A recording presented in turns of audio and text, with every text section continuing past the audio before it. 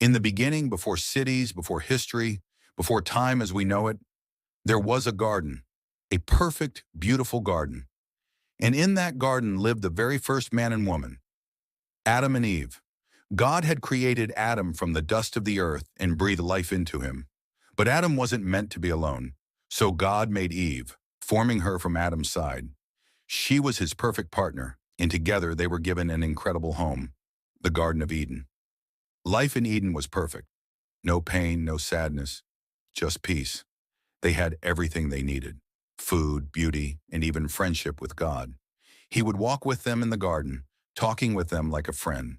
But there was one rule. God told them, "You may eat from any tree in the garden, except this one. The day you eat from it, you will surely die." One day as Eve wandered near the tree, a serpent appeared. But this was no ordinary serpent. It was Satan, disguised, ready to deceive. "Did God really say you can't eat from any tree?" the serpent asked. Eve hesitated. "We can eat from any tree, except this one. If we eat it, we'll die." The serpent chuckled. "You won't really die. God just doesn't want you to be like him, to know good and evil." Eve looked at the fruit. It was beautiful, tempting. What if the serpent was right? She reached out, picked it, and took a bite. The moment they ate, something changed. They suddenly realized they were naked, exposed. For the first time ever, they felt shame. Then they heard footsteps. God was coming. God called, "Adam, where are you?" Slowly, Adam stepped out. "We hid because we were afraid."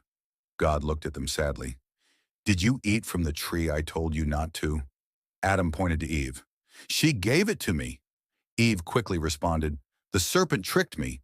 Sin had entered the world, and with it came pain, suffering, and separation from God. God did not destroy them.